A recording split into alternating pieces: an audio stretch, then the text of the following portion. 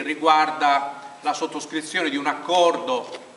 che abbiamo voluto fare, che ha visto tutti i sindaci del Sulcis, una buona parte dei sindaci del Sulcis, la Curia, le province del Medio Campidano e del Sulcis Iglesiente nel promuovere il cammino religioso, turistico religioso di Santa Barbara. A me piacerebbe se Sua Eccellenza Monsignor Zedda volesse proprio materialmente sottoscrivere, l'amico Giampiero Pinna ha portato anche i documenti in questo luogo come auspicio, perché Santa Barbara, Sant'Isidoro, San Nicola di Bari, che sono i nostri patroni, ci accompagnano in questo momento così difficile e delicato della nostra vita, della nostra comunità.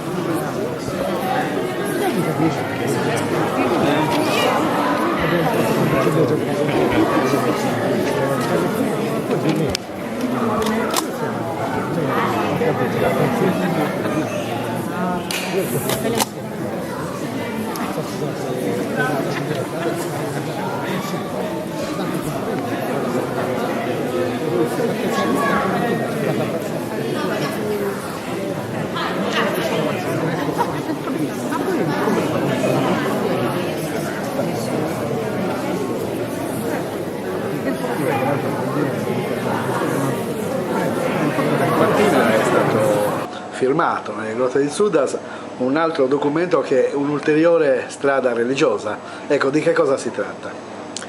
Ecco, intanto è significativo che il Vescovo abbia firmato questo protocollo sottoterra nella grotta di Zudas, perché con il cammino minerario di Santa Barbara noi vogliamo valorizzare assieme il patrimonio storico-culturale,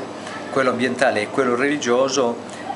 connesso alla grande epopea mineraria della Sardegna, che è fatta, come sappiamo, di tanti minerali, di tante vicende e di tante tecnologie, tutte quante di tante persone, tutte quante accomunate da un'unica devozione, che è quella per Santa Barbara. Quindi in tutti i villaggi dove noi andiamo attraverso questi antichi cammini minerari cambiano le mineralizzazioni, cambia tutto, ma resta sempre costante il culto per Santa Barbara. Per questo noi abbiamo, dopo aver recuperato una serie di sentieri minerari e di vecchi cammini minerari, abbiamo concepito questo grande itinerario del Sulcis Iglesiente Cuspinese, che abbiamo chiamato il Cammino Minerario di Santa Barbara, che vuole essere una grande infrastruttura per sviluppare anche in Sardegna e anche nel nostro territorio il turismo sostenibile, intendendo per sostenibilità proprio la declinazione di un turismo che è fatto di contatto con la natura, di rapporto con la natura fatto in modo lento, camminando a piedi, e poi anche per, diciamo così, per non perdere, per conservare e trasmettere la memoria per questa grande, diciamo così, cultura civile e religiosa che è stato sempre rappresentato nelle aree minerarie dal culto per Santa Barbara.